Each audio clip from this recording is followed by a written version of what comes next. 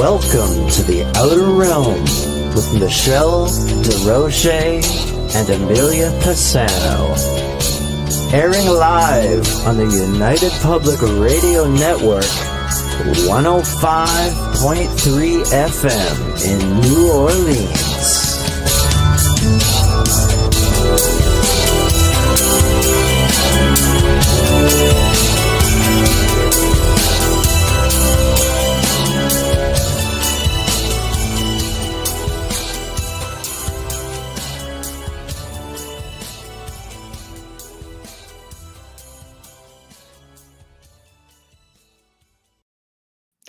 Happy All Hallows Eve, everyone. Welcome to the Thursday night segment of The Outer Realm. We are broadcasting live on the United Public Radio Network, 105.3 FM, 107.7 FM from New Orleans. We're fully sponsored by the amazing people over at Folgers Coffee who have been a part of our journey since the very beginning. So thank you, Folgers. We couldn't do it without you, nor would we want to. Also, big thank you to Justin Snicker, a.k.a. Dr. Snick, the Sonic Surgeon, for the contribution of his voice, his music, and his time for the intro you just heard. He's an award-winning composer of Halloween, horror, sci-fi, and dark wave electronic music, which can be found on all of your favorite music streaming platforms. Also, big thank you to Steve McGinnis, the artist behind the logos here at the show. Check him out on Facebook and Instagram. Also specializes in the Halloween and horror genre, but does unbelievable commission pieces of any type. So tonight we pick up where we left off last week with Daryl Walsh, and Wayne Mallows is in the house and will be joining me. We're going to be exploring further the ancient origins, traditions, and lore of Halloween, how it's evolved, and how it's being celebrated around the world. Because believe it or not, it's not all celebrated the same. So there's a whole lot of inspiration that happened way back in the day, which is what we see and have incorporated into our celebrations today. So look at everybody's coming on in here. We've got Z-Sun. Hello. Patsy. Hello, Patsy. Hello. Nice to see you. Hopnung. Hello, Tamara. Hi, Tamara. Oh, God, you guys are great. People keep coming in. Oh, hello, Sherry. Hello. Janie, hello. nice to see you guys here. Hopefully I didn't miss anybody. I'm just trying. I can kind of like half see. So you have to bear with me. So anyway, without further hold on. Yeah, okay, we got everybody. Okay, just double checking. Okay, I thought I just missed somebody there. Darlene, there you are. All right. Why is this not coming up? There we are. There you are. Perfect. I knew somebody else was in there. Hello, Michelle. Hello. All right. Without further ado, I'm glad you're awake, Tamara, because it's going to be a fun show. Without further ado, Wayne Mallows, y'all good to go? Yeah. Here we are. Aramis in the house tonight. Happy to be here. Happy to be here. Love it. Very nice. Absolutely. Very, very nice. And if Mark's around, you can let him know Dexter's sitting right beside me. Oh God, Dexter trying to steal the show again. That cat. Honestly. Always is. Hold on. Can I post a picture of the forest? I saw it in my near-death experience, or close to it. Can you post a picture? Sure. I don't know if it'll come up though. Not here on the board. You could probably send it to me. I don't know how I can send it to me. Messenger, email. I'm not always on Messenger, but I can definitely give it a try. It have to be my personal one though, and then I can put it up if you're looking to do that. Grandpa's aftershave. Oh, 'tis the time of year, isn't it? The veil is thinning. Oh, thank you very much, Heidi. Thank you. So tonight, like I said, we started off with Daryl Walsh last week, and my God, there's just so much information with all of this. We thought it would be fun to continue on because a lot of questions came in, and we sort of just went into another time, we were done. We just ran out of time, and there was just way too much. So we thought it would be fun to get into it. Janie thinks you look amazing, Wayne. Oh, thanks so much. There we go. There we Very go. nice of you to say so. Love the vibes. Yes, absolutely. Us too. So basically, when we pick up, I will do a recap for those who need to be caught up. So, well over 2,000 years. Daryl mentioned like going back 6,000 years. So it's lots of information. You know, he had a lot of great stuff. But definitely we know Samhain, you know, when the Celts who lived at least 2,000 years ago in Ireland, Scotland, England, even in northern France, they celebrated the new year on actually November the 1st, which of course is, you know, Day of the Dead now. But the day marked the end of the summer and the harvest and the beginning of a cold winter. It's a time of year associated with death, of course, putting everything back to bed. And they believed that on the eve of the new year, which is the 31st of October, that the boundary between our two worlds of the living and the dead became somewhat blurred. So the veil essentially was at its thinnest. And we still believe that. So on October 31st, they celebrated Samhain, and they believed that the spirits of the dead returned to earth. The Celts believed in the presence of otherworldly spirits, and it made it easier for druids or priests to make predictions about the future. And these prophecies were an important source of comfort during a long, dark winter. So essentially, it was a time, you know, huge sacred bonfires, people gathered, burned crops, animals for sacrifices, essentially. And, well, of course, made to the deities. They wore costumes, typically consisting of animal heads and skins, and would attempt to tell each other's fortunes. But upon finishing the celebration, they would literally relight the hearth fires to which they had extinguished earlier, but from the flames of the sacred bonfire, which, of course, they felt would protect them during the coming winter months. They also believed that by lighting these fires, they could honor the dead and help them along on their journey, all while keeping them away from the living. They believed that there were all types of different beings present during this time: ghosts, fairies, demons, you name it. So, enter the Romans, who conquered the majority of Celtic territory. And of course, the course of 400 years, they ruled at the Celt lands. There were two festivals.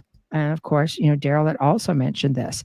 There was the Roman origin festival, which was Feralia, and this occurred during or on a day in late October, and the Romans commemorated the passing of the dead. And Pomona, the festival was created in honor of the goddess of fruits and trees, whose symbol was, of course, an apple. Bobbing for apples was a actual tradition of Samhain, which we all still to this day celebrate. Right? So that's kind of cool. Now I thought I just heard something come in, so bear with me. Nope, I got something still loading, so I will have to check back. Okay, so that was okay. You did message. I hope it worked. Well, I'm looking for that. It's still loading, so I guess we'll have to hang on for a little bit. So, anyway, any thoughts so far, Wayne? I mean, it's the Romans, before they got really barbaric towards the end of their rule, they were pretty easygoing as so-called conquerors when they would come in. People actually welcomed them in the early days. So their motto was sort of, you know, we'll integrate our stuff into the culture that's already there and make it one. You know, so they would adopt and sort of merge their celebrations, their festivities, their beliefs into what was already there. So it was easier to have the people like them, much like some of the way the church works. Yes, yes. Yeah, kind of like that for sure. Kind of like that. Kind of, sort of. Yeah. Yeah. So, well, speaking of the church, of course, they had All Saints' Day, right? And Yep. that came from Pope Boniface the 16th, dedicated to the Pantheon in Rome in honor of all Christian martyrs, hence the Catholic feast of All Martyrs' Day, was established. Pope Gregory III later expanded the festival to include all the saints and moved observance to May 13th to November 1st. So that's like quite a spread in there. By the 9th century, the influence of Christianity has spread into Celtic lands, gradually blended with Celtic, the Celtic rites.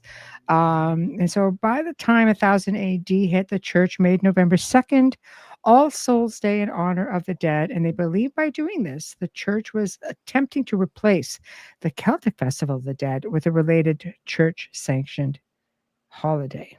So, Exactly. yeah. So, with this being said, on All Souls Day, the celebrations were similar to Samhain with bonfires and parades, dressing up in costumes as saints, angels, and devils. This was also called All Hallowmas, which means All Saints' Day. The night before was a traditional night of Samhain in the Celtic religion, and it soon began being called All Hallows Eve and eventually Halloween. So then we get into all the fun stuff. It's always been my favorite time of the favorite time of the year. I mean, we always, how far back, do we Me? celebrate? Oh Well, man. just in general, even just and even just the two of us. I think. I mean, I spent 2 decades just in the field of October being a blur. Okay, Well, yeah, it because was I'm hard so to really busy. celebrate when you think we're both working. Yeah, Like October is like for me and for you in different ways, but we were always busy. And we were lucky to yeah, get Halloween off, for goodness sakes. it's true. You It's know, it true. was tough. It was really tough, but it was fun. I mean, we were never bored, put it that way. No, no, that's very true. Never bored. Never had time to be bored. Um, okay, moving along to the early traditions and beliefs. So Halloween actually used to take place in the summer, believe it or not, close to what Well, was why did called. they move it then? I mean, I, up here in Canada, it's brutal. All the kids up I there know. with their snowsuits on over top of their costume, pretending to be a pirate. That's brutal. They should have left it in the summer. I know. It would have been nice. It was called May Day until the church moved it. It Ah, was. you see? I know. I know. Those were early traditions and beliefs, though. So it was believed that the veil between the worlds was very fragile and that the dead could easily come back to the land of the living. So people needed to be very careful, as Halloween night was said to be the night of the fairy funeral. Huh? Right there. The common belief of the time was that all souls of those who had died in the past year would be taken to the gates of hell by the fairies. The fairies couldn't enter as they had no souls, and they were usually in a pretty bad mood apparently, and because of this they would meet you on the road and they would take you with them. So you could avoid this by taking off your coat, turning it inside out, and saying the following: my face to you, my back from you. But Halloween, you also had to give warning with, let's say, throwing water out at night from your home, just in case there was a spirit passing by. You had to say, away, away, dirty water. Not only did the souls of the dead become active at Halloween, but so were other worldly beings, such as fairies and she-hogs. And what it says, they're like a cross between fairies and the souls of the dead, apparently. The pukas, which were half ghost and half fairy. Big fairy influence here. Half fairy beings could do all types of things, such as enter into people's houses to create havoc to the living. And people believe that they would ward off otherworldly beings with a fire. However, most tended to stay indoors and tell stories. This was a very huge belief that their dead ancestors were the best ones to look out for them, to protect them, and that they had a healthy interest in helping the family line continue. Thoughts? There's a lot of things about the throwing the water out around the house and stuff like that because, spooks and mystics and spirits aside, the practical reason for that was not just any night, or not Halloween night, just any night, is if somebody's lurking, like around your house, under your window, planning on getting in, the Mhm. idea was to simultaneously throw a jug of water out the window straight down at all your windows. Yeah. And if someone was lurking, you would hear a different splash, and they would startle them, and they'd run off. At least you'd be aware of it. So it's funny how the reality of it kind of drops into the lore a little bit as well. Yeah. Yeah, I think it's fascinating how they just tend to crisscross around, you know. Just Uh, off. Can I just go off topic for 1 second while we're talking yes, about throwing the water out? yes. Um, Many people, they say, like, the etiquette of, like, my time was, when you walk with a lady, the gentleman always walks on the street side Mhm. of the lady. The lady was always on the inside towards the building. And the reason was twofold. The first one was that horses and carriages that are going by would not splash Mhm. the lady's gown. But also, there was no washrooms. So you would throw the bedpan's content out of the windows. And Right. if the lady was closer to the building, she would be under the awnings. So the gentleman would get the dumping. That's nice. So That they is did, where they that didn't pull that her into a puddle. no, they didn't pull her into a puddle because they were paying attention to the traffic that was going to hit them.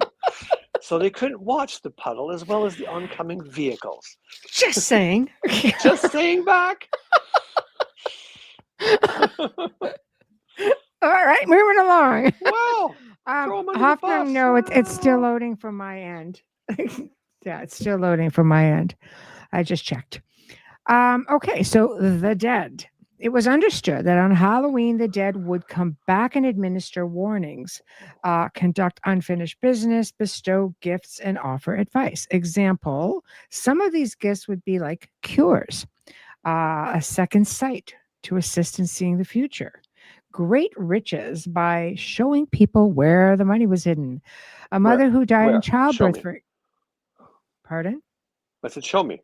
Where's the money?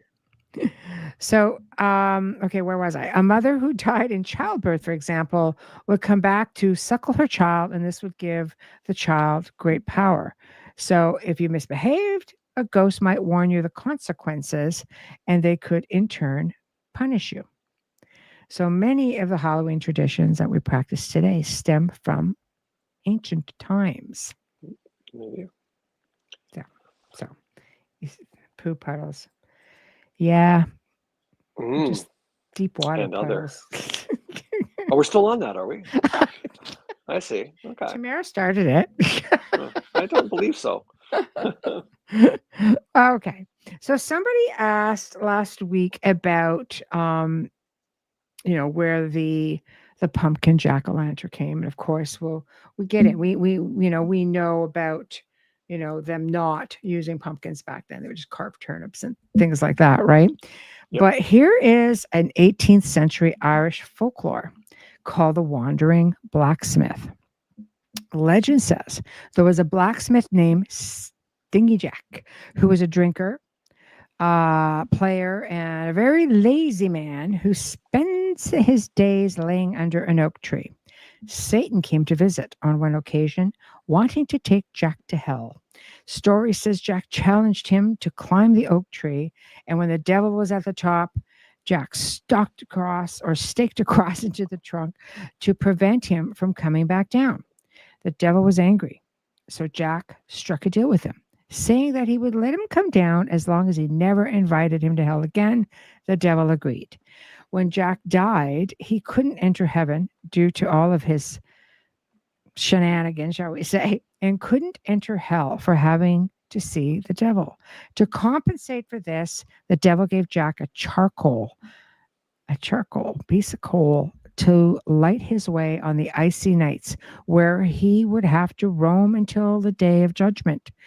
The charcoal was placed inside a hollowed bucket, essentially a turnip, and had to burn forever like a lantern. And the Irish called them jack lanterns. They believed that by putting a lantern in their window, that it would keep the wanderer Jack away. Over time, people started carving faces in their own gourds to ward off evil. When the Irish immigrated to America, they found that pumpkins were just more abundant than turnips and much easier to carve and made the switch. Mhm. That's where that story comes from. Exactly right. The Jack back in the day in England, the Jack was just like not really a nobody, but just like an average person, like a no fixed address individual. Right. So you'd hear like Jack the Ripper, Jack of all trades, things like that. That's where Jack comes from. Right. Interesting. So it's jack-o'-lantern, Right. which was cool. Exactly. I Exactly love right. it. All right. Next, where do we get the tales of black cats? The folklore of The familiar. black cat deaths dates back to the dark ages when witch hunts were commonplace. Many introverted elderly women were used to being witches and could turn into black cats to hide from people, allegedly. Another medieval myth says that Satan would turn himself into a black cat when socializing with witches. It is considered bad luck if a black cat crosses your path. However, in Ireland, Scotland, and England, it's considered good luck. So that is the folklore behind the black cat. Yeah. Yes, never knew that. Jack, look at that. Wayne, you just taught something new to Sherry. Never Oh, knew there you where go. Jack See, came from. I know, that's what right? Jack is. Yeah. You know.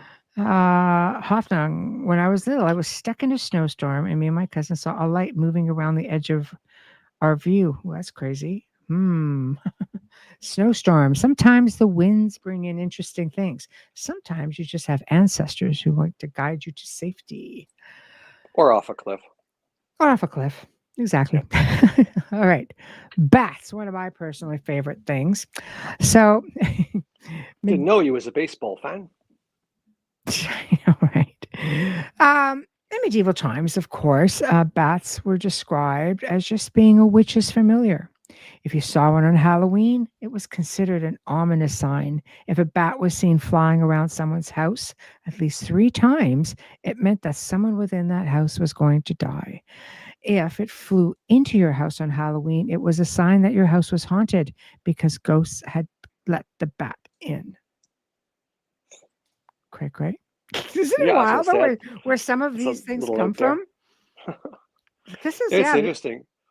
Like yeah. when I was researching for all the books, especially the first one, I Mm. found some of the the legends and the lore so interesting. But when you started digging and you started going further and further back to this huge story about bats or the dark or the mist and all that stuff, it was really quite a practical story behind it. So I was like, see, it's just, but over time, as Yeah. it goes along, the story just sounds so much better when you tell it like that. Yeah, it just gets put a spooky voice to it. Oh, It yeah, for sure. it gets But better and better. like Do you people say, like, spooky voice? well, people just tell me like I would don't whistle at night, it'll bring the devil. I'm like, what? What are you talking about? This That's here's just the lore. that's It's an lore. old wives' tale. No. You don't whistle at night, you bring the devil. Yeah. So when I was researching, like I thought, I'm going to chase this one down too while I'm at it, right? Mm. And because people think, oh, well, so and so was walking home, and they were whistling at night, and they got attacked. Well, that makes sense, doesn't it? Because you don't whistle when you're in the company of others. It tells the bandit you're alone, for God's sakes. There Makes we go. total sense when you do it like that, doesn't it? So, my goodness. Sherry's carving pumpkins while listening to us. I'm jealous. I got to do mine tomorrow. I'm going to be using a jigsaw. Make it fast. Cheating. No, Okay. no, I got to go quick, man. I got no life. We got to hustle. All right. What's next? Spiders. So, Your like personal favorite. I know. Like bats and black cats, folklore shows spiders as being evil companions to witches during medieval times. One superstition states that if a spider fell into a candle-lit lamp, it was consumed by the flame, witches were nearby. If one saw a spider on Halloween, then the spirit of a deceased loved one was nearby. Thoughts on the spider? Not really. I mean, I like spiders because they kill everything else in the house, which is always a good thing. I like Did you know centipede. do you know if you sneeze for no reason, it means there's a vampire lurking outside your house? Well, that would make sense. Well, you sneeze all the time. I don't know what to say. I know. Not me. A vampire in the house. All right. Witches. So today's image of the witch stems from the pagan goddess known as the crone, who was honored during the time of Samhain. The crone was also known as the Old One or the Earth Mother. The crone symbolized wisdom, change, and the turning of the seasons. Isn't it like interesting when you see like where we're at today with Yeah. everything, like the Yep. differences, Huge. Yeah. So Like I'm when just you gonna, say the word crone, yeah. an enlightened, wonderful woman does not come to mind at all. No, Just no. saying. Yeah. Does that include allergy sneezing, Wayne Mallows? What I said was Yeah. if it's a sneeze for no apparent reason. So Yeah. if you're just sitting there reading a book and you're having a great day, and all of a sudden you get a volley of sneezes, and Yeah. it's not allergy season, you don't have a cold, the lore is that there is a vampire lurking outside your house. Ooh, sketty, sketty, Scary stuff, kids. sketty stuff, sketty. Okay, next, cauldrons. So the pagan Celts believed that after death, all souls went into the crone's cauldron, which symbolized the Earth Mother's womb. They were the souls awaiting reincarnation, as the goddess's stirring would allow for new souls to enter the cauldron so old souls could be reborn. Huh. Isn't it? I love the old folklore and It's much tradition nicer. of things. Much I do. nicer. It's just so much cooler than the commercial side Yeah. Come of here, the little kitty. I'm going holiday. to boil you in my cauldron. There we go, just like that. Yeah. So okay, the broomstick.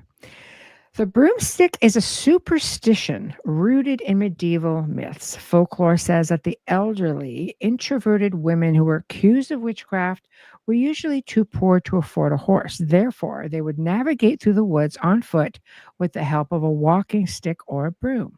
English folklore tells us that during the nighttime ceremonies, witches would rub a flying potion on their bodies, then close their eyes and felt as though they were actually flying. The hallucinogenic ointment would cause numbness, rapid heartbeat, and confusion, which basically gave the illusion that they were flying. Hence the myth of the flying witch on a broomstick. Once again, kids, don't do drugs. I know, I know. Why was there always women? Um, I I think that a lot of like I mean back in medieval times, male witches, I think they would have been considered more along the line of wizards, right? Yep, they would have been.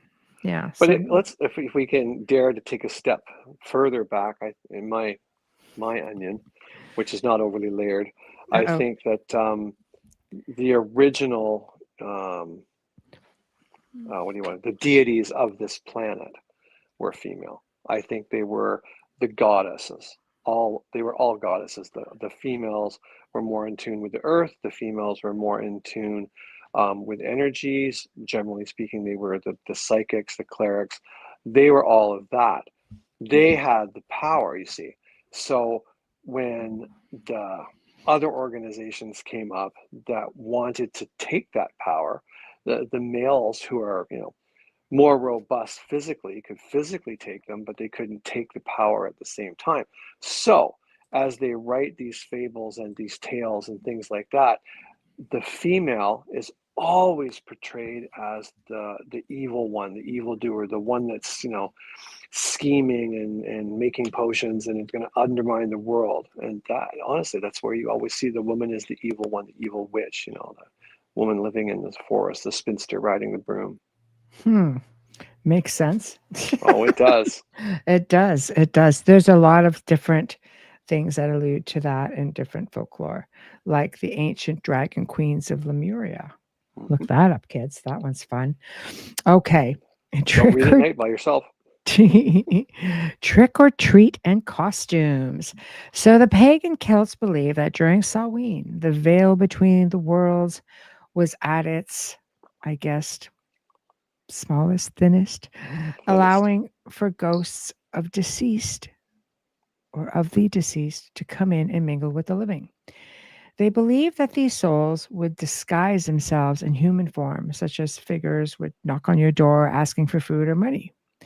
If they were turned down, you risk receiving the wrath of that spirit by becoming cursed or haunted.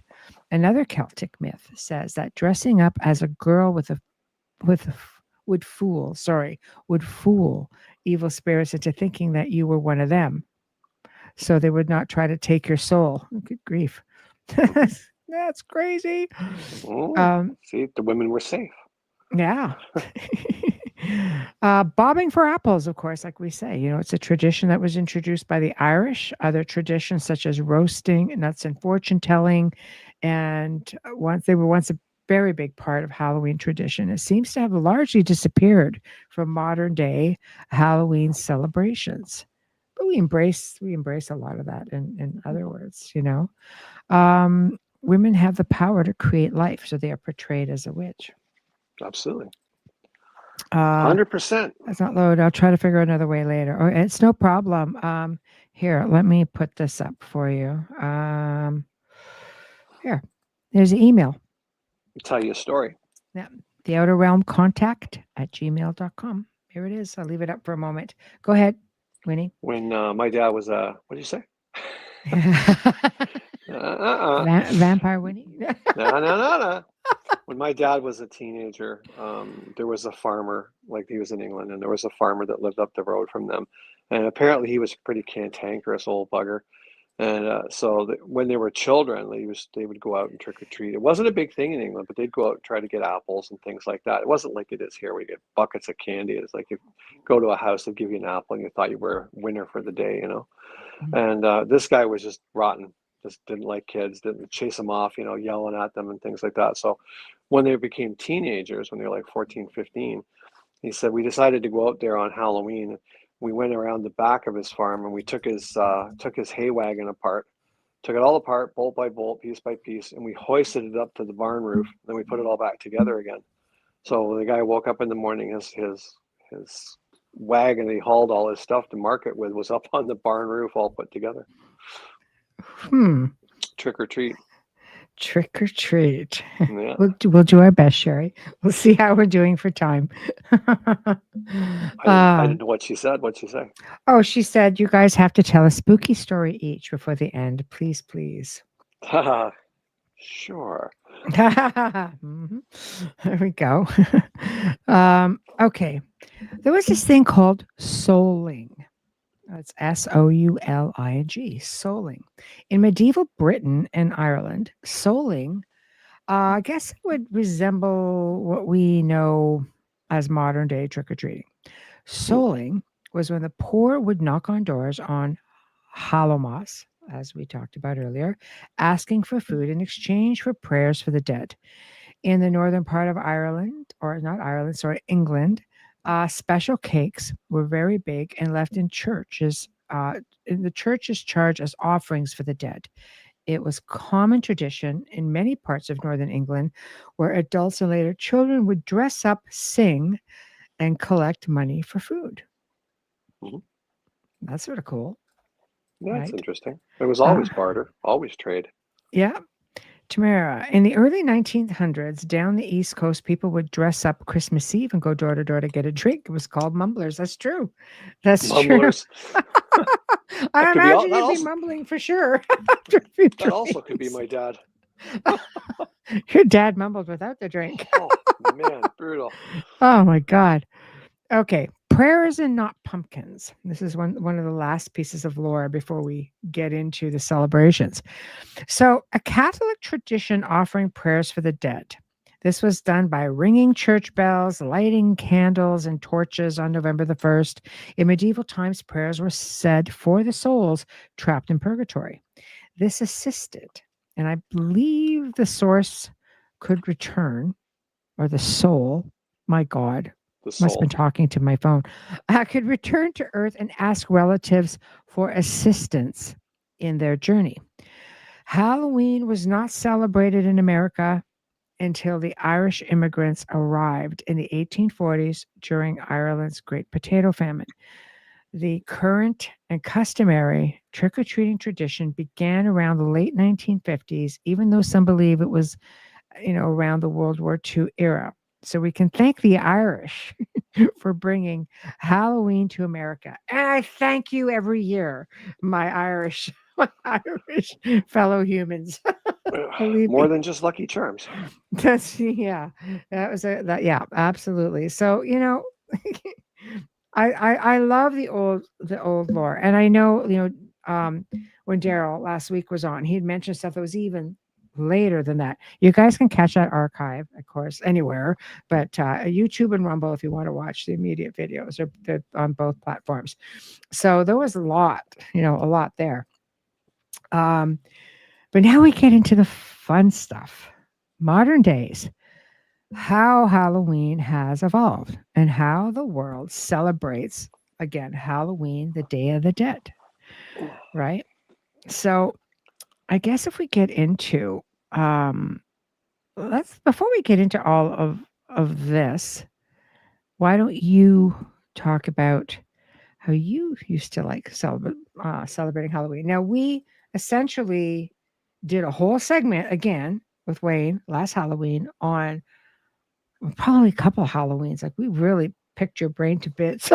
But I'm feeling it. sorry. So why don't you talk about how you would celebrate Halloween for all these mega years, and then we'll talk Sure. about what you do. Then we're going to get into some different places around the world. We'll Sure. mix it up. It's interesting for me, just like being the age I am now, I'd say, because when I've seen such an evolution in the celebration of Halloween, because when I was a kid and went trick-or-treating, like when I was really young, I mean, I'm talking like 4, 5, 6, 7, 8, kind of in that range, nobody decorated their house. There was like one house that was like 2 blocks away from me, and we'd all like sort of go over there. But it was done up with like, orange lights and some green lights, and they had a couple of cardboard tombstones. And, like, I'd never seen anything like it. It was just like, wow, this is crazy, amazing. But we were all terrified. No, we're not going in there. It's terrifying. So, but it was cool to look at. So to see it go from like one house in like, I want to say 12 blocks, 12 sets of streets, to now seeing, 12 houses on one row have decorations out. I think the evolution's been amazing.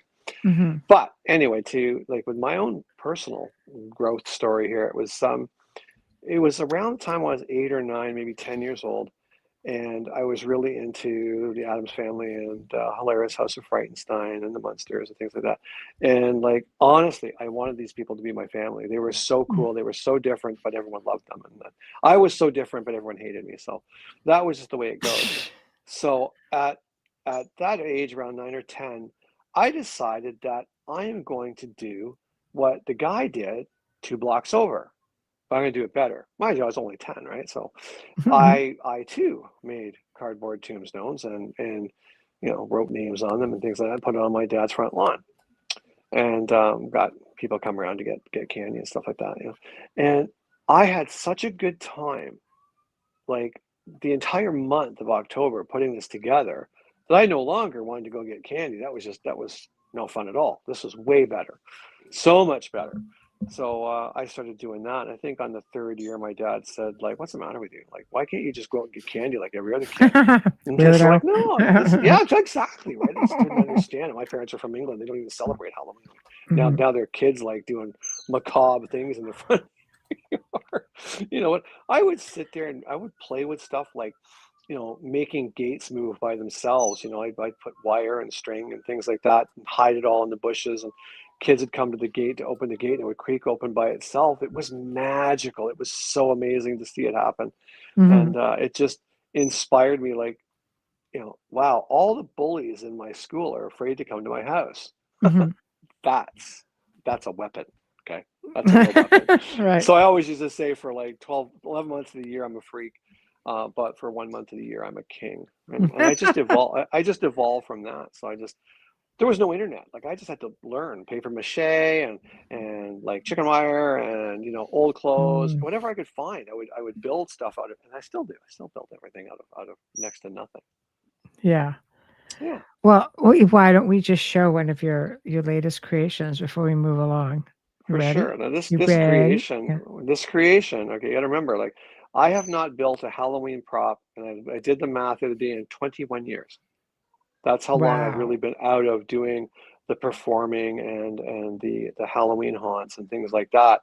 So for me, this was like, I want to do something like really out there, like Mm-hmm. really, really out there for next to nothing, and make the illusion mind blowing. So I think it turned out well. So Okay. yeah, go ahead. There it is. There it is. The floating. That's my Lady. possessed trick-or-treater. Oh, It's a she's fun thing. gold. Oh, it Yeah. is. When I finish her and she's laying out on my workbench outside and stuff, I'm like, I have no idea how this is going to look like. I mean, I just no clue what this is going to look like. I don't know if I have the angles right. I don't know if the weight's right. I don't know anything. So, and this is what it always comes down to every year I was doing this stuff. You spend a week doing something, put it all together, and it didn't work. So I put this thing up in the yard around about 2:30, and by 3 o'clock, I had cars stopping on the street. People were getting out. They were pointing because she's got a pink jacket. You can see her for miles, right? And people are like coming out with their cameras and taking pictures. And one guy come up to me. He's like, "I don't know how you did that. Like, what's holding her up?" There's nothing holding her up. He walked underneath her. It was so good. There's nothing anywhere. It was very interesting. I was tickled, like totally tickled. It really worked out well. So I had to take her down because we have a major storm rolling through the last probably 14 hours. I didn't want her soaked and disheveled and her hair full of leaves. So I took her down, but she's going back up tomorrow. Your Stranger Things mannequin. Yeah, we'll show another picture of it. It's very creative. Okay. 1 second. Getting the second one up. It's just a different angle. Just a different angle. That's what you sent me here. Okay. Yep. That's what you sent me. So that's what I will put up. All right, there we go. But for me, Halloween has always been like trying to create the perfect illusion, with using light or, sound or, something that moves and it shouldn't move, but it does. And you can really get inside someone's head. That was my objective always. You can always have the startle scare. Someone jumps out and goes, boo, you're going to jump, right? Most times you're going to jump. But my idea was like, I want people to think. I want to get right inside their head and really wig them out without even, sort of being in their personal space bubble. Well, mission accomplished. Thank you. Gonna have like a slew of cars stopping by. Oh, we did that. The first hour was just unreal. I couldn't get over it. Like people come down the street, they'd stop, they'd back up, windows would go down, people staring like, is that a girl floating in the air? Like, what is that? Like never mind the cool Grim Reaper for shit's sakes. Oh yeah, but that's a static prop that just stands there. But the thing weighs a ton. Is big and beautiful. Oh, he's big and beautiful. I know. I put him up there. Yes. 1 second. I got the email. Do you want me to just see this, or do you want me to show it? So I just need you to see what you want me to do with it, because I can most certainly check it out after the show if you just want me to have a look-see. That's no problem. She's ascending or being abducted. Leave it to interpretation. Exactly. Go either way with a Halloween bag. It looks like a trick-or-treater just walking up the walkway and like whoop. Okay. So every trick-or-treater is going to question their mortality as they walk to the door. Okay. So I'm going to show this because I did get it. It loaded right away. And oddly enough, it still hasn't loaded on on Messenger. So if you want to type out in the comments, you can explain what this was part of your OBE. So 1 second, I'm just going to put this up, and here we go. Now, this is a forest that you saw during your experience. There we go. All right, that's creepy forest. I like it. I like this forest. See? Yeah, I kind of dig that. I know, right? This is a cool forest. Very cool forest. It was okay, but not without the elk. He goes, yes, this was my OBE, but not with the elk in it. Oh, this is very, very interesting, having an out-of-body experience and ending up in a place like this. See, I love mountains and forests, so this would be like right up my alley for sure. So can I ask how you got a picture of when you're out of body? This is just a representation of. Oh, got you. Thank you. Yeah. Okay, I was just maybe this is a psychic thing. Yeah, I don't know. Yeah, very, very cool. Right. Very cool. The bird thinks it's cool. She's going well. But Bird's all about it. Yeah, she Yeah, hasn't Bird's all stopped. about it right now. She hasn't stopped. That's a very beautiful image. Yeah, it It's looks very like nice. from the Wonderful. Twilight movie. It does. Oh, he says, I wish I was that good, Wayne. Hey, and I never know. You never know. Thank you for sharing that with us. It's outstanding. Okay, so we're going to bounce around a little bit here. So we know, of course, how you're not wrong, Allison. You're not wrong. Do you want to Definitely. share that with the rest of the class? Oh, and I had a nap in the haunted forest in Romania. Oh, there. Okay, that's true. All right. Just I had a can't read little any nap. of that stuff. On my screen, it's like microdot, right? I Oh can't yeah, see that. no, man. I had a nice nap in there, and I was gonna be there like half the night, so I needed to have a little siesta. He said I could feel the cold, by the way, and the raindrops. I love that. That's very cool. Yeah, That is intense. I I love love that. that. That's absolutely just like right in that moment. Okay. And he woke up to the smell of pines. Isn't that amazing? And you're just right there, having an out of body experience and ending up like literally in that moment. In my near-death experience, I could feel the spray from the water. Nowhere Yeah. near as fun as looking at a forest of pines, but hey. Yeah. Still, that's just wiki too. Honestly, it's just Yeah, it's a weird, crazy NDE. it is. Okay. How has Halloween and Day of the Dead evolved? Who celebrates it? How do they celebrate it? So I just popped a few places and thought we would share that up. So of course, Ireland, Scotland, England, Samhain still going on. They still celebrate Halloween with bonfires, games, and traditional foods. One of these traditional foods is called barmbrack. This is an Irish fruit cake that may contain coins, buttons, or rings for fortune telling. Yeah, for example, if you found the ring, it would mean marriage is coming in the new year. If you found the coin, it would mean upcoming wealth. So, you find out coins, you might do all right. So, There you go. I know. Now, I'd be like Charlie Brown. I got a rock. Now, Northern Ireland on the Bank of Foyle, Londonderry is home to Europe's largest Halloween carnival called the Banks of the Foyle. It offers everything from a grand parade to interactive haunted house experiences. That would be right up your alley.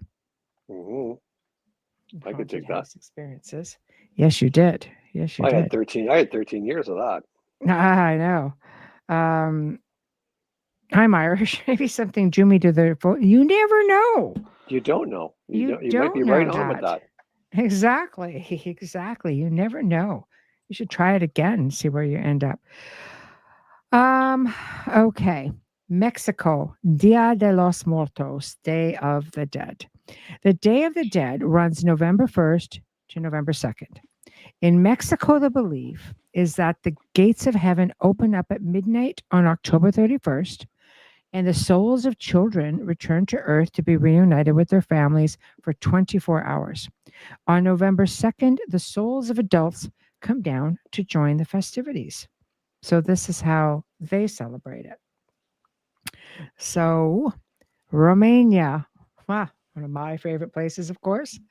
Yeah. Initially, celebrations took place November 30th, believe it or not, for the Feast of St. Andrew, the patron saint of Romania. On St. Andrew's Eve, ghosts are said to be about. In modern day, however, Romanian Halloween is celebrated around the myth of Dracula. In Romania, Halloween is celebrated with a huge costume party at Bran Castle. Woohoo!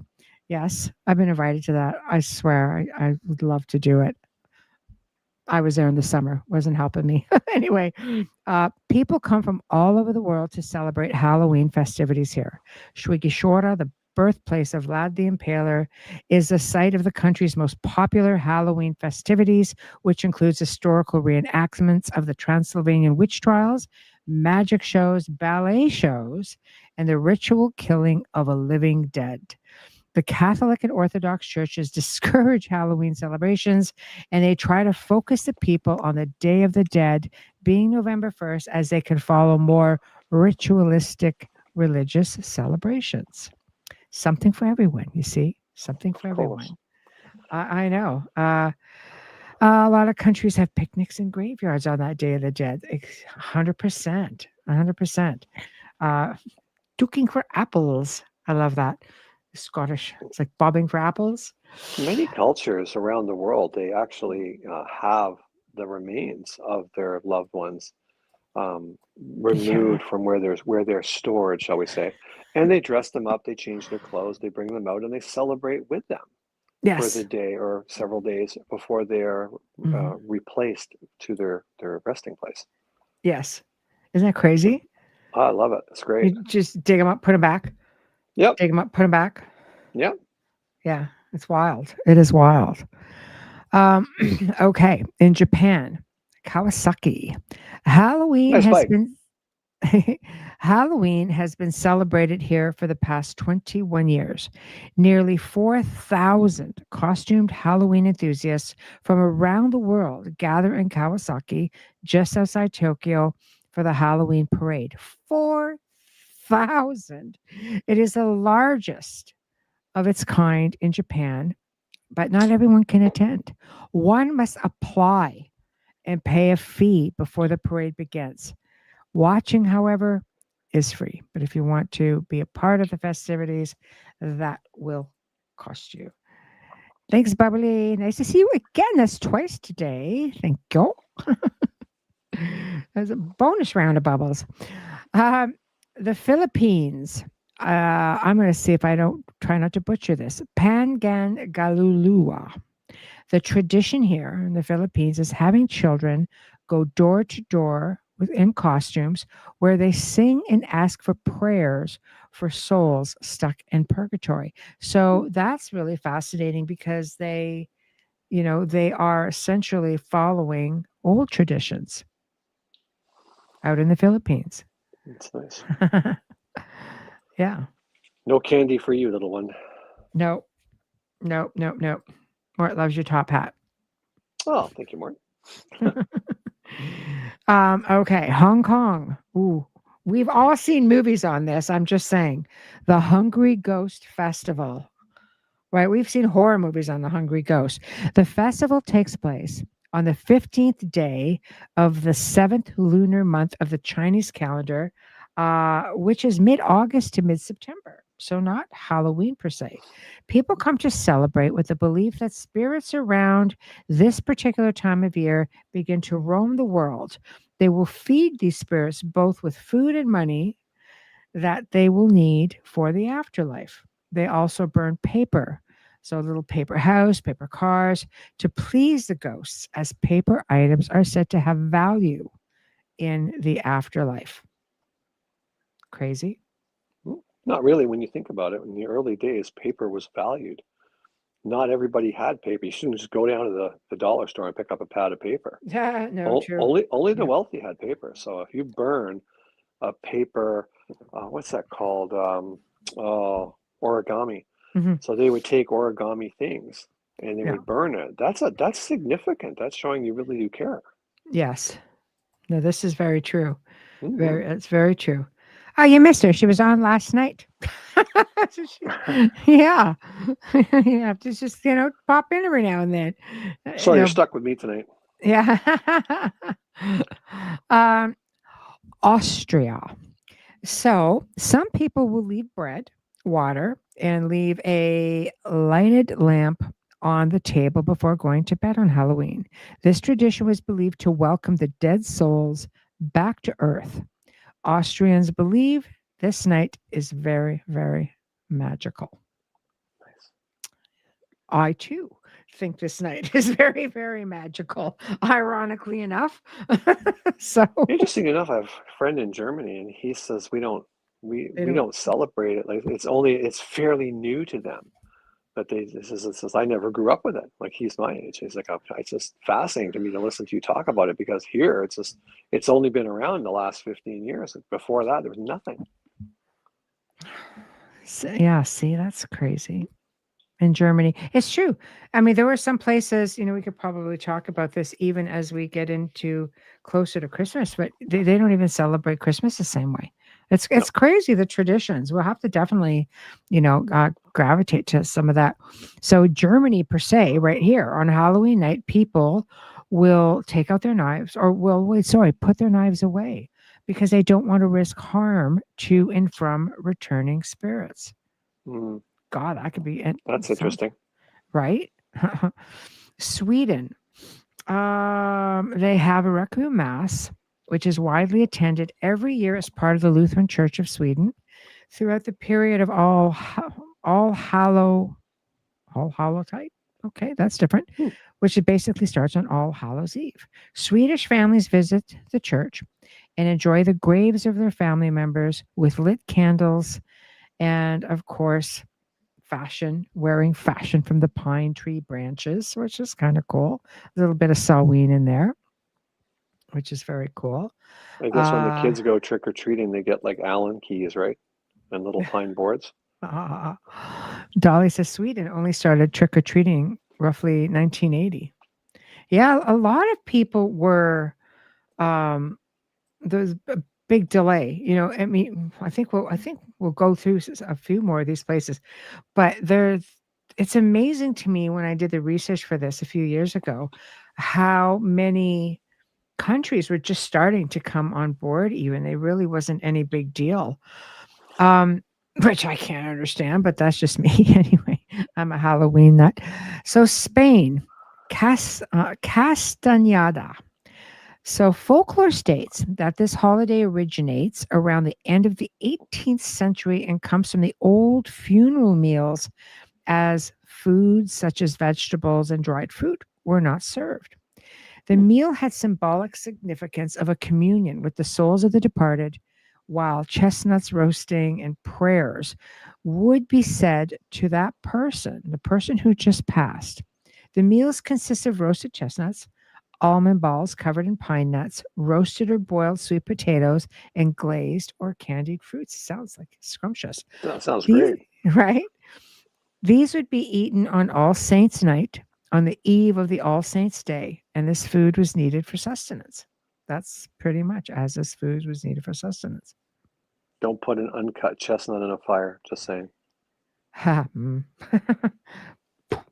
Yeah. Well, it's a lot bigger than that, but yeah, you get the gist. I get the gist. Yeah. France is interesting. Halloween was never celebrated in France until roughly 1996, and people would simply dress up and go to parties.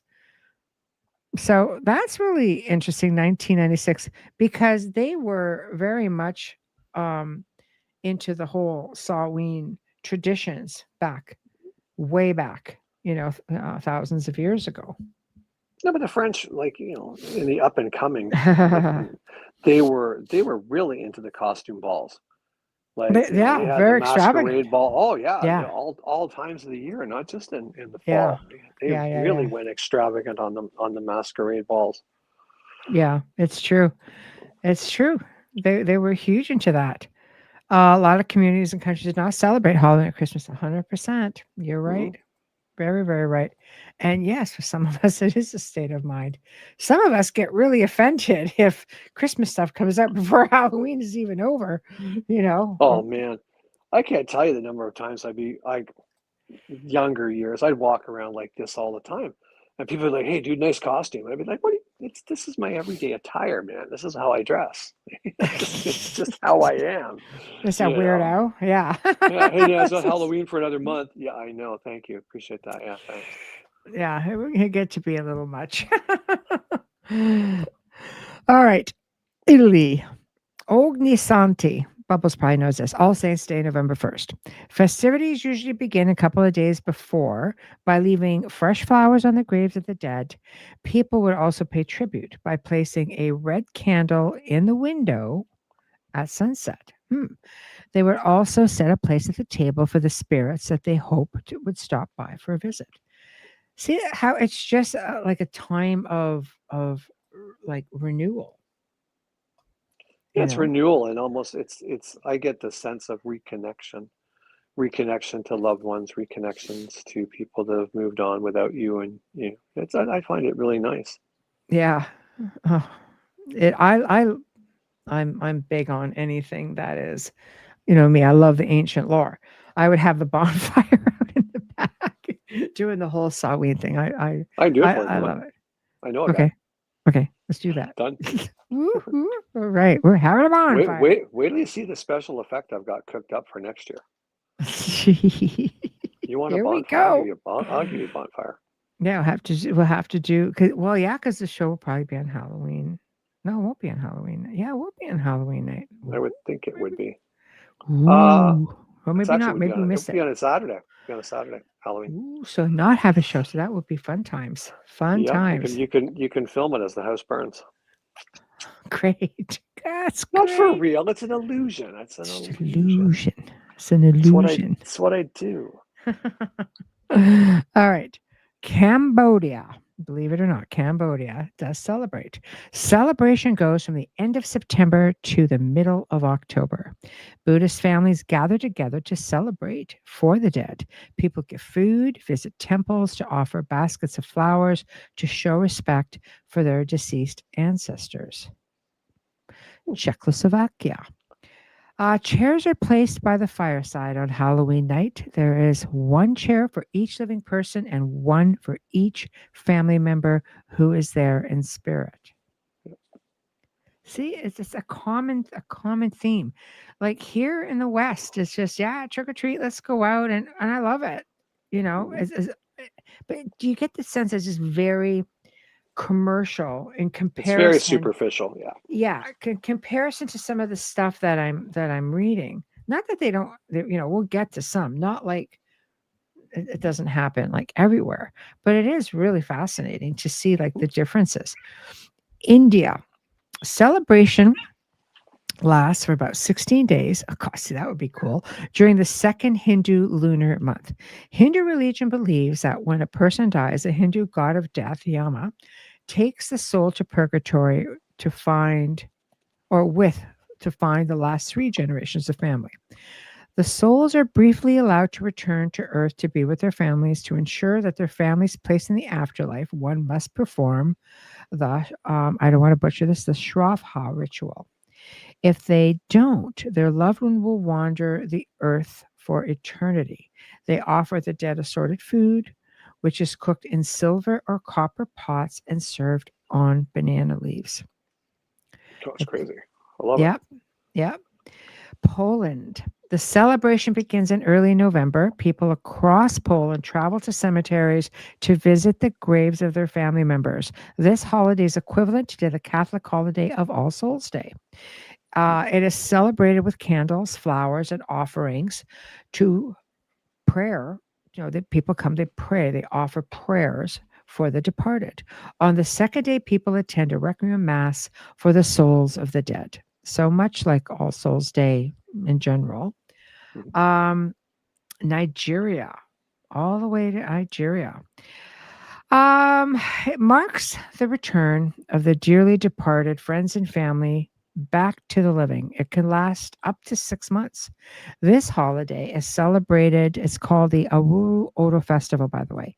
This holiday is celebrated with feast music and masks before the dead return to the spirit world. The festival happens once every 2 years when it's believed that the spirits will return to Earth. Wow. So it's a good thing it lasts 6 months because you only get it every couple of years. Yeah. Haiti has the Festival of Ancestors, which is a voodoo holiday celebrated in Haiti and other voodoo communities around the world. People take part by lighting candles, journeying to their ancestors' burial places, and drinking rum with infused chilies. See, this just sounds fantastic. To Haiti, here we go. Here we go. I know. Get my crow's foot in the gravel and I'll fit right in. We're all right. Portugal. It doesn't have an actual Halloween tradition of celebration. However, they do have themed parties on Halloween Day. They do have a zombie walk in Lisbon. That's kind of cool, too. That's very cool. I've done zombie walks. I know. Netherlands, St. Martin's Day. Instead of trick-or-treating, kids take their handcrafted lanterns and go door to door to sing and hopefully receive candy in return. So you got to work for your treats in the Netherlands if you want them. Work you Uh, hard for that stuff. I know, I know. The last place I have on the list is the Orthodox Church. This is Russia, okay? Russia. The I'm Orthodox amazed they got Church, Halloween in Russia. That's cool. they do. The God, I love it. Orthodox Church Halloween takes place on the Saturday after Pentecost. Pentecost. Therefore, 4 to 5 months before Western Halloween. Western Halloween began in the 90s around the downfall of the Soviet regime. And the Russian government allegedly have become anti-Western over the years and said to be trying to eliminate the Western Halloween from public celebrations. So, of course, we are in different times. I'm sure that things are a lot more laid back, but I love it. So, That's cool. the same commercial feel is with Christmas as well, Oh at yeah, least for in the sure. States. Yeah, it is. I think everything is like that now. Yeah. So, I mean, back in the okay. day, like you walk through Home Depot even now. It's just that they've got, 14-foot skeletons and 14-foot scarecrows. They all move. They're all remote control. They're wild. Like when I started doing this stuff, like I had to build it all. And I couldn't just Google it. How do I build a 9-foot scarecrow? I did just trial and error, make it work. I blew up a lot of shit in the garage. Of course you did. I sure did. Proud of it. Boy. All right, let's get into some spooky tales. We have time for spooky tales. So Do you want like you go first. real haunted tales, or Of do you course, want like spooky stuff. retelling of stuff where I just scared people? Nah. Well, you could do a little bit of both. You could do a little bit of both. Why don't we talk about your you want to do the vampire days back at Wonderland, or what do you want to do? What do you want Yeah, to we can do start? that. We can start We'll with mix that. it up. We'll mix it Yeah, up. So we go crazy. there's a lot of really good ones like from back there. It was I had a lot of fun. Like I said, Vic, for the The for DQ the, story.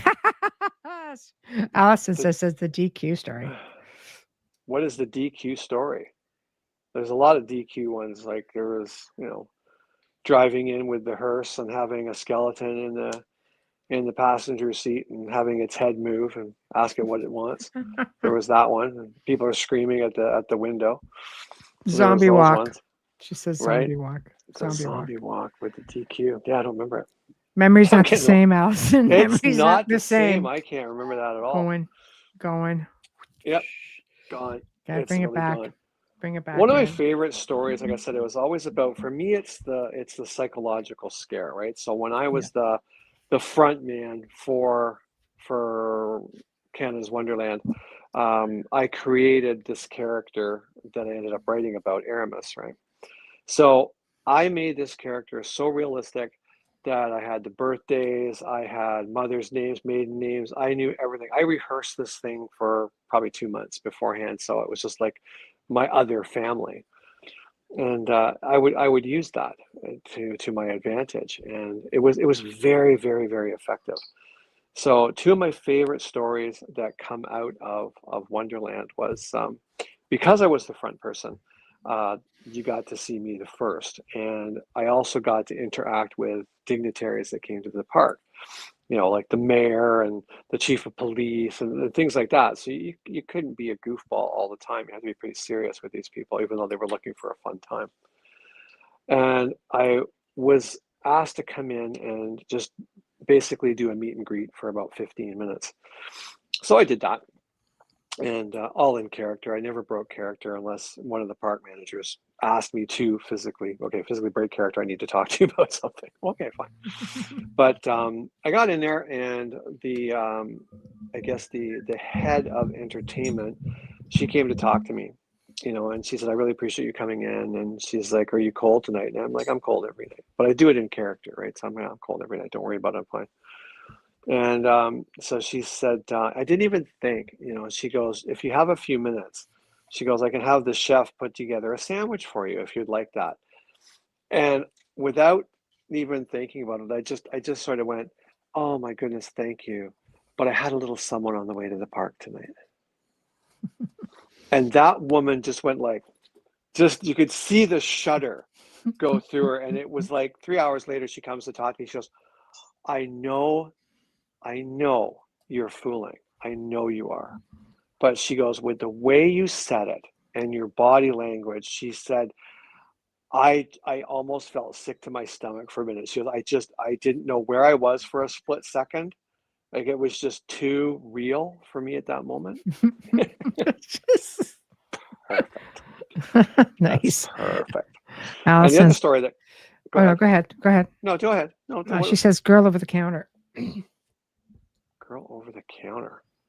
Sounds kind of wrong, but I think she's just supposed to know where you're going with it. And I was like, the one that I think she's talking about was at the pizza at Wonderland, where like I basically leaned right over the counter, like bent right over and leaned right into her because I had blackout contact lenses and everything. I pulled my glasses down, and this girl just melted. She was just like, "What the hell are you?" And she ran all the way back behind the pizza ovens and wouldn't come out. That was a lot of fun. So that I don't remember a DQ one like that. I really don't, unfortunately. I know, Mark. That's what I said. I can't read what Mark said, but go ahead. Yeah, it was you won the zombie walk up north. Oh yeah, I absolutely did. You're right. I did indeed win the zombie walk up there. That was a heavy duty makeup one. Yeah. But the fun one that I had, there were so many fun ones that I had while I was at the park. But one of my favorites was there was this woman that came in. Woman, she was probably 15, right? So anyway, I'm just, being my creepy self, leaning against a pole, watching the world go by. And she sees me and she just comes like, marching on over, just not a care in the world. And she's all bubbly and happy. And she's like, hi. And I'm like, hello. And she's like, how are you tonight? And I'm like, not so good. And she's like, really? Wow, you shouldn't let things get you, I think you know what you need to do. You need to talk about it. And I'm like, oh, is that what you think I need to do? You think I need to talk about it? She's like, yeah, you should get things off your chest, She says, if you keep it all inside, it's going to cause cancer. We don't want that. I'm like, no, we wouldn't want cancer. That would be terrible, wouldn't it? She goes, you could talk to me if you like. Just get it all off your chest. I'm like, right now? She's like, yeah, just let it all go. I'm like, all right. I said to her, a lot of years ago, I met a woman and I married her. She became my wife. I loved her so much. And I said, but she wasn't like me. She didn't live forever, and nor would I turn her. So after about 80 years, she passed away, and I had to bury her. But I told her at the time of her death that I would wear our wedding ring forever. But sadly, it was made of silver, and it slowly wore out over time. And about 2 weeks ago, it broke through. So before coming here, I hopped on a plane. I went back to England to where she's buried, and I laid the ring at her tombstone and tucked it in, kissed the rock, told her I missed her, and now I come back here. And that girl looked at me and she starts trembling. She's like, oh my God, that's the saddest story I've ever heard. That's terrible. You poor man. Because I don't know whether you're lying or I don't know what to believe, but that's just awful. That's terrible. Yeah. I said, you know what though? What? I feel so much better now. Thank you. Bye-bye. Just spooking the patrons. That's what I got paid to do. Yeah. Get in your head, mess you up. Right. Your turn. Oh no. Well, we'll give it like a real spooky tale. Give a real spooky tale now. A real spooky tale. Yeah. Oh, I can talk. I can tell spooky tales anytime. Oh my God. A real spooky tale.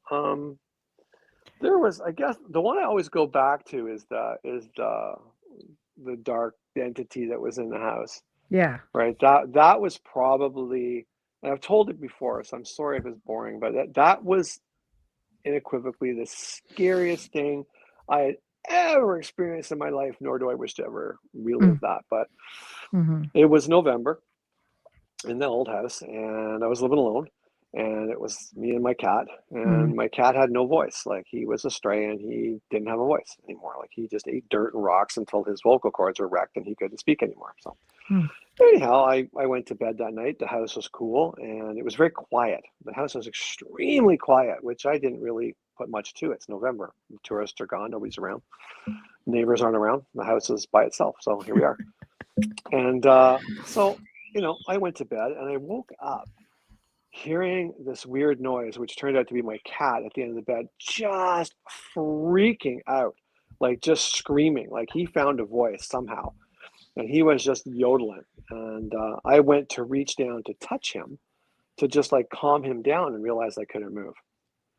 So Wayne's logical brain kind of says, it's sleep paralysis. You woke up to a strange noise and just breathe through it and, give it a second and you'll come out of it, right?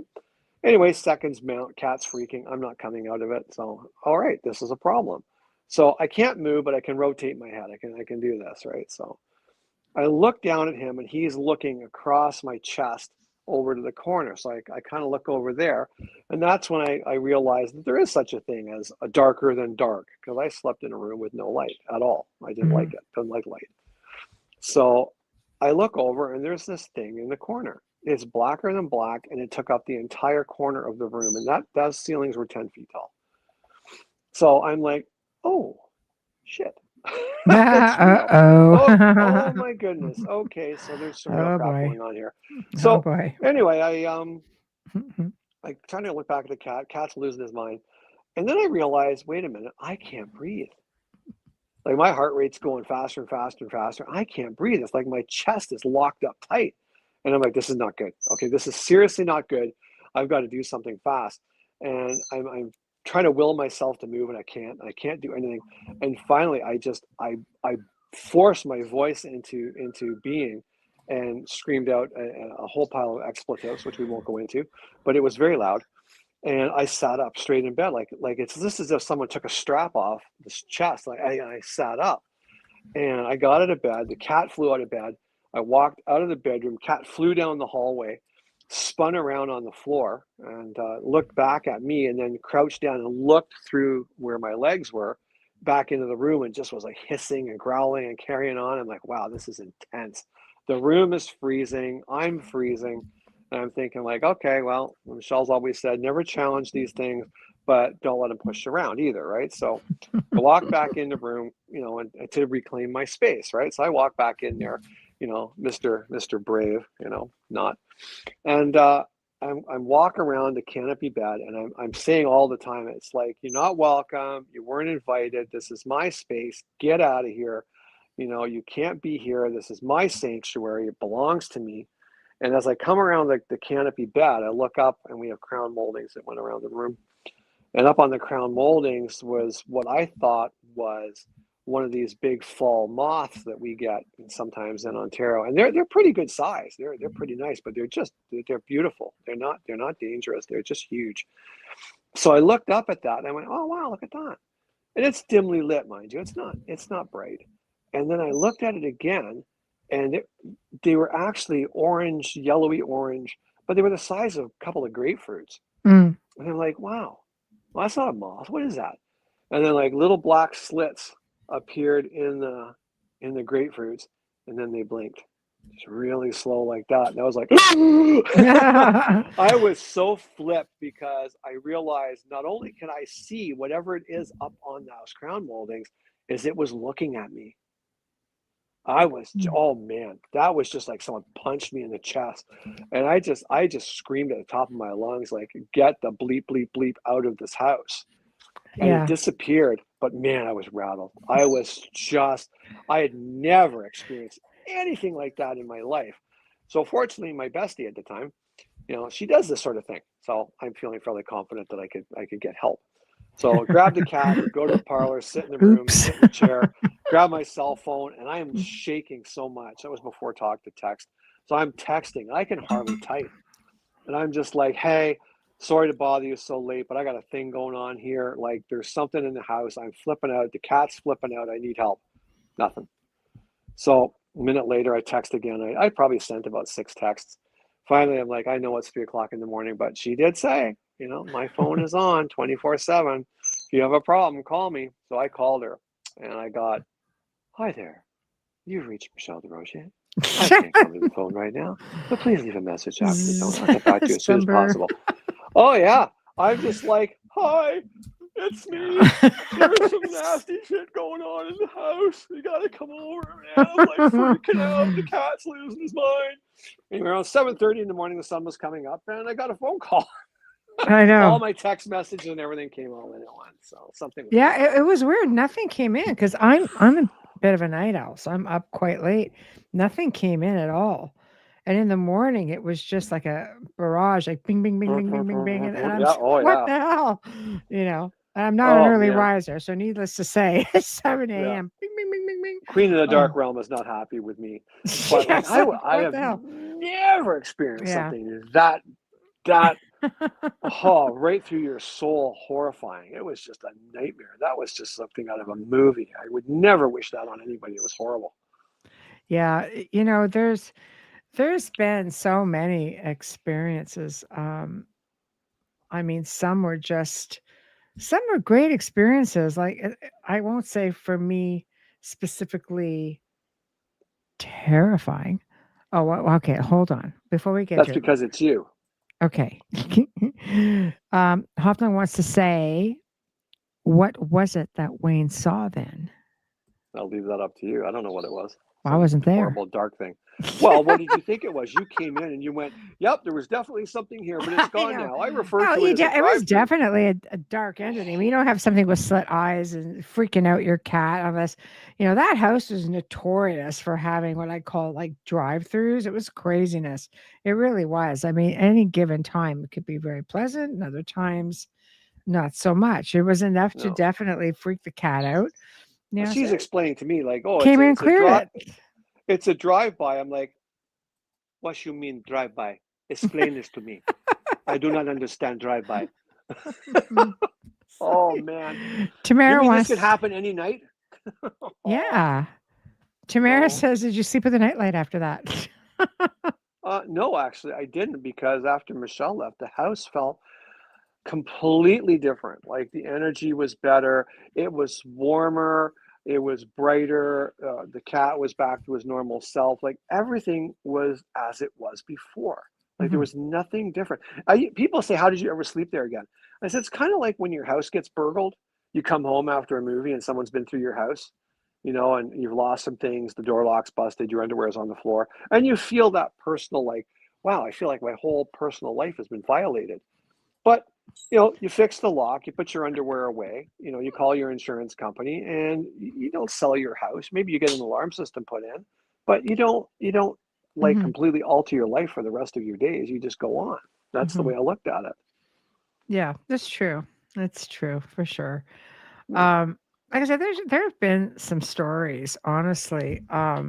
People always say, "What's your scary story?" It's not so much that there's scary.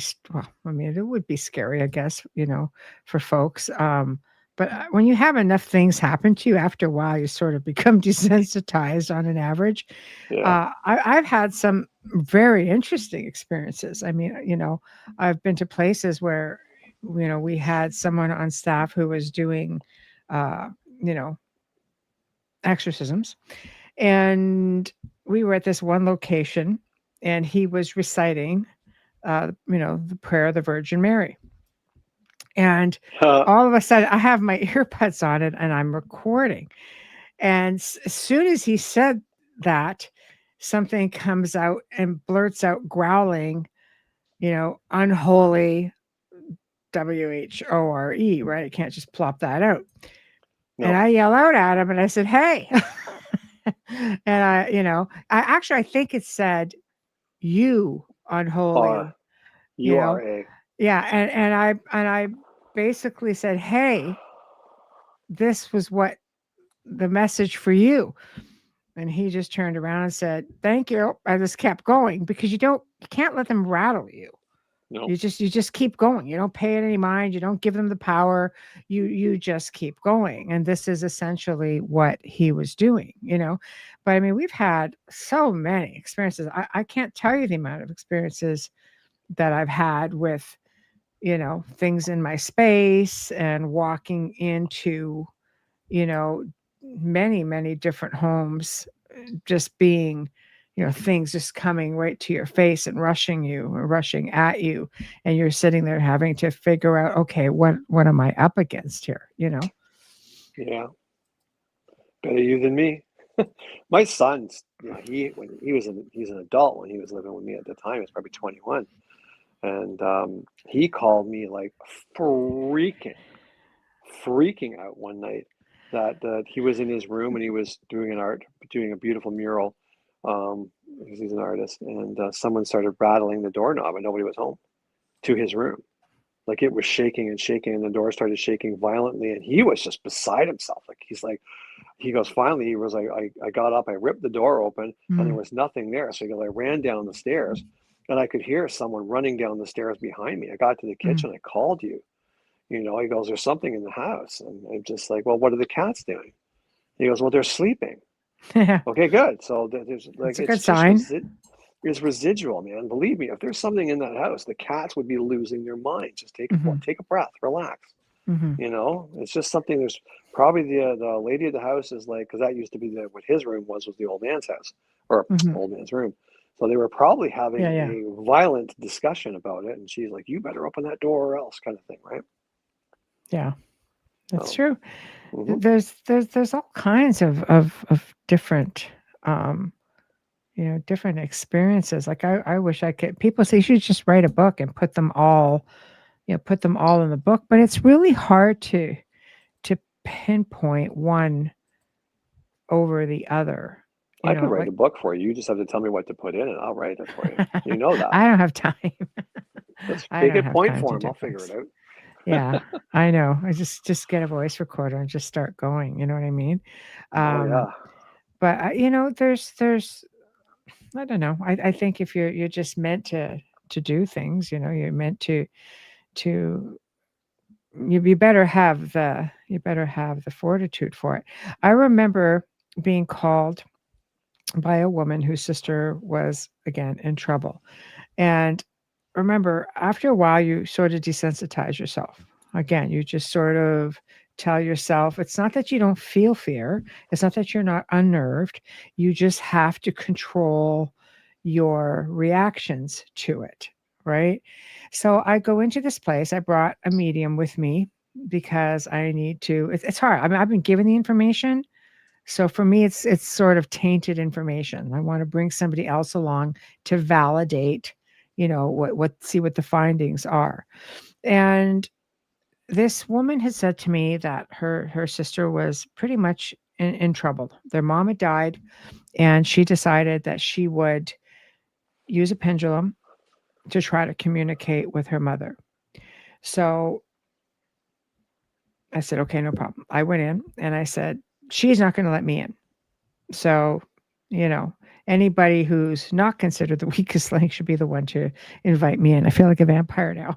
So literally her husband answered the door and said, please come in. I want you to come in here. I was like, okay, great.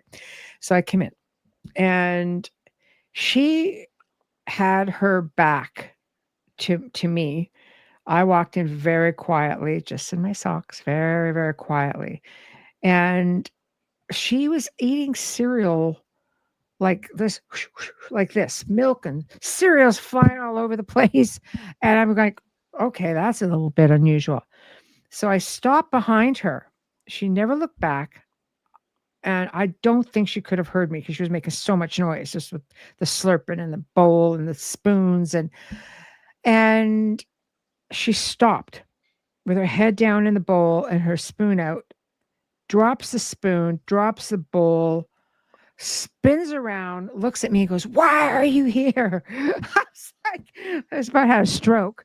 But aside from that, I was like, all right. I won't say exactly what I said, but essentially, I let her know that I was there for her. And again, I'll leave it at that.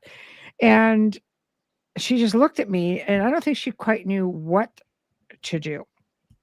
So I said, why don't we have a little sit down? And she's like, okay. So we sat down for 4 hours. She had me there talking. This woman never smoked before.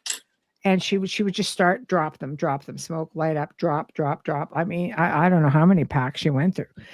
But the gist of it is she wanted her priest. The priest never came in. She would drive around for like, we're talking like 15, 18 hours nonstop, just driving. She would run laps around the neighborhood, things like that, right? And it's just very crazy, erratic behavior. And the saddest thing is that this was a young family. This was a husband, a wife, what they call the $1 million family, the son, the daughter, the big house, the cars, the boats, the cottages. I mean, all of that. And over just wanting, again, I mean, how many times you guys heard me talk about grieving? How sometimes we become very vulnerable and something or someone in spirit form comes in. And this is essentially what happened. Something came in, and the whole family, I mean, this woman worked out every single day of her, like every single day of her life. She went, that's it. Kids went to school. She went out to the gym, very fit. And she was down to 90 pounds, soaking wet, feeble, skin and bones within 3 months. And essentially, the family was no longer a family in less than a year.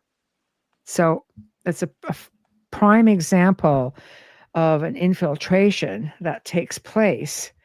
And she was never quite the same. It took about 3 months to get her clear, per se, and the family had already done like psychological, psychiatric assessments, everything, because I request them, right? Especially when you're dealing with the church, I want to make sure this is what they're going to ask for. And I need permission from the doctor to work with her, which they got. They got me everything that I needed. And I got permission as long as I did not allow her or request that she go off medication. I'm not a doctor. It's not my place. Medication didn't work. Again, now you have psychologists and such who are very open to working with people thinking, why isn't the medication working? What is going on? Like they explore it, and you sort of have an ally. They're just more open to things now. And, a couple of years went by after that. And then I heard back from the family again and from the sister. And she's just, let me know. She goes, she just has moments still. And, but they dropped off. So that, it's stories like that make you realize just how fragile life is. Yeah. That's hard. That's a hard one. Yeah, absolutely. Hoffman says, I know of a story about two witches fighting, and supposedly they still have their powers leaked out from time to time in a forest next to a river. That's very interesting. Yeah, cool. Very interesting. Yeah. Well, maybe they'd love it, Mark. But it just takes some time. That's all. So anyway, yeah, your turn. You're next. My turn. What? You're next. You're next. Yeah. I have more theatrical stories than I actually have real ones. So that's just how it goes. Of time. Well, we got some time. It's 1:45, so we got some time. Okay, we got a little bit of time. Okay, that's all right. Go ahead. Cat's pacing. I got asked to come to a theme park. Was just starting up, and I used to coach people on how to be scary and be safe at the same time. There is a trick to it. So I was at a convention of haunters, like theatrical haunters, and was doing a talk on it. And the promoter basically came and said, "I want you to come to my park in Ottawa. So I'll pay your way and all this stuff." So it was pretty cool. We went out there, and it was a tricky scenario because everything was volunteer. It was a charity, so nobody got paid or very little. And they wanted to produce this thing. They said, "We've been losing money every year. We cannot make it scary." So I wandered around, and it was a gold mine. It was a big old farm. I was just like, how can you not make this work? Are you kidding me right now? So anyway, I sat down with them. I said, "This is what you got to do." Boom, boom, boom, boom, boom, boom, boom. And I laid it all out for them, right? And the one guy was just like, we've been doing this for 6 years, and you come here and in 15 minutes, does all this stuff just kind of roll around in your head all the time? I'm like, yeah, pretty much. I've been doing it since I was 10, right? So it does. I see things that most people don't see. Anyway, so on the first night they were opening, they ran for the whole month, right? So it's for the first night when you open up, I will come in. I'll spend a couple of days with you guys, and I will go through with you and you can see what an atmosphere actor actually does. And you can have your people watch and see how it goes, right? So I would simply come in dressed like I am, much more frightening than what I look right now. But I would just get into people's heads. And one of my favorite ones in that particular park was I'm walking down the line where all the people are lined up. We're not even in the park yet. I'm just walking in. Like, I'd parked my hearse, got out. Everyone's like, "What's that? Like, what's with the car? What's with this dude?" And I'm really tall, and I have an air about me. Like, I don't just show up at the park as Wayne and think, okay, now I'm a vampire. Like, I spend probably 2 hours getting into character before I'm even there. So I'm walking down the line and I can pick people off. Like, I know who's scared. I know who's not. I don't bother with the ones that aren't, because they might be terrified of clowns or aircraft. But if I'm not a clown and I don't have an airplane, I can't scare these people. So don't even try. But I can tell the ones that are freaked out. They don't take their eyes off me. And there was this young lady, probably about 14, really tall, and she's with her family. And her eyes are like, boop. Oh, she sees me. She sees me from 200 yards away. And she's not infatuated. This girl's terrified. So I walk along, I lock eyes with her, like probably about, I don't know, 10 paces, 12 paces out, and we lock eyes. Now, I wear black contact lenses that cover the whites of my eyes, so you can't even see which way I'm looking. So I'm walking, and as I'm walking towards her, I'm turning my head like this, so she knows that I'm absolutely looking at her, without a doubt. And as I walk past, I keep turning my head until I'm like literally looking backwards, walking past her, and she's just will not break the gaze, right? Until finally I just slowly look forward and keep going, and she starts losing it. As soon as I break my gaze and keep going, she starts like freaking, and her parents are like, "Will you get a grip?" And she's just like, "No, I want to go. I want to go home." And they're like, "We're not going home. We're going in." She goes, "No, I'm not going in. I need the keys to the car. I'm going to go sit in the car." They're like, "Don't be ridiculous. You're coming in with us." And the one mother grabs her and she's like, "You need to pull yourself together." This girl grabs her mom by the shoulders and goes, "Mom, did you see that guy? He had no eyes."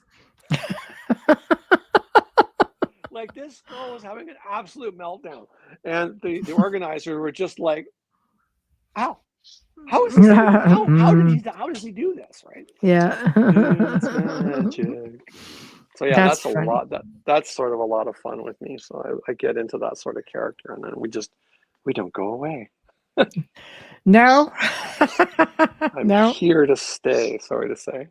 Yeah. Great So yeah, tales, though. a lot. Oh yeah, there are a lot of good memories. I have a lot of good memories of the different haunted places that I went to and stuff.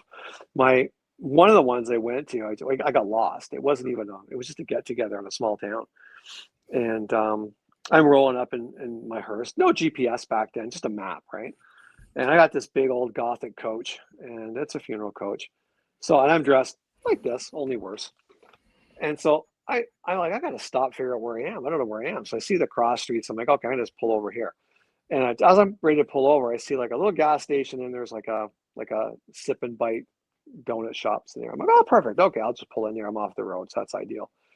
So I roll into this coffee shop, and it turns out in this little nowhere place in the middle of nowhere, it was the little gothic hangout for the local goth kids, right? Mm. So I see I drive in, all their heads are Uh-oh. like that, right? It's awesome. So I figure I'll give them a show.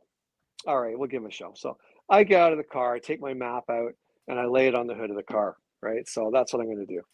And like, I've got rotted fingernails, and I'm all pale, and I got all my veins accentuated and stuff, and I've got tattered clothing and little lace around my arms and stuff. And I start looking at this map. Well, I guess they send the alpha goth kid with the plastic pants out to talk to me. And so he comes over very cautiously, but he puts the car between me and him. So I'm on the driver's side, he's on the passenger side, and the hood is like 9 feet long. And he stands and looks at me for a minute, and he goes, "Hey, you're not from around here, are you?" So I look up like this, and I've got the blackout eyes, so you can't see my eyes. And I look at him, I'm like, "Are you John?" And he's like, bolt upright. He's like, no, no, man, I'm not. I'm like, "Do you know where I can find John?" He's like, no, man, I don't know. And I just put my head down and start looking at the map. This guy runs like his butt's on fire into the donut shop, and I'm looking over my glasses like I'm still looking down, and he's like this in the donut shop. I promise you, he is telling someone, get on the phone, call John. There is a guy looking for him, because in a small little country town, I promise you, there is a guy named John somewhere. And I also promise you, to this day, there's a group of people that go, "Dude, seriously, do you remember when that guy came to town? The guy with no eyes, and was looking for John? John, did he ever come? Did he ever find you?" "No, man, I hid in the shed. I didn't see anybody." That's a good stuff. Every day is a party for me. Every single day is an opportunity. He goes, someone like me might hit on Wayne if he did that where I was at, and I'm not even kidding. He says. You guys crack me up, though. You really do. Yeah, You're awesome. Got the best chat room ever.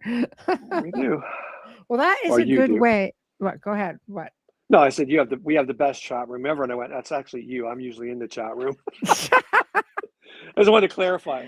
Hey, we've had bonus 3 open discussions. Great. This month, because it is spooky month, but I have so many requests. So we book up quite a few weeks ahead, and I think in the new year we're going to try to go from 1 open discussion to 2 a month. Y'all welcome. Y'all welcome. Because people just really love them. So I love just having things that are so informative. There's a lot of requests, and we're going to have a lot of new faces joining us as well, and it's going to be another awesome year ahead. I mean, we've got great people coming up. So why don't I just get into that? Biggest troublemakers, is the biggest troublemaker coming back? Or you're gonna have to ask, like, dare I ask? We have a lot of great people, but yeah. So let me just get into next week's guests. Okay, so Tuesday, my fellow UPR and host here at the network, Laura Lee Potvin, and I are going to be discussing celebrity deaths and conspiracies. It's going to be good. The Paul McCartney story, Michael Jackson, Elvis. There's so many. We just want to like bend our minds and hopefully take a few people with us. It'll be fun. Wednesday, Reinhard Denke and E.B. David are going to be here to discuss their book, The Orb Incident. And I'm literally looking forward to this because it's just something that happened. One night, I'll give you a little bit of it. In the summer of 1982, something extraordinary happened in a silent forest in upstate New York, something that would alter one man's life forever. And more than 4 decades later, screenwriter Reinhard Denke unexpectedly uncovered a long hidden truth when a casual acquaintance, E.B. David, shared the harrowing details of that night for the first time. It goes on. It's going to be awesome. Thursday, Tobias Wayland is to return with a discussion on strange tales. So it's all going to be awesome. Let's not forget the Halloween party on Spirit Switchboard tomorrow, 6 p.m. Eastern until we don't know. But her guests, all of us UPRN hosts, we're going to be bouncing in and out, and we're going to be sharing stories, having a few laughs. Come and get to know the hosts that you may not have the opportunity to see. We have over 30 shows here on the network with a lot of amazing content and great, great people on board here. So until then, have a wonderful Halloween if we don't see you at the party tomorrow, and we shall see you guys next week. Thank you all.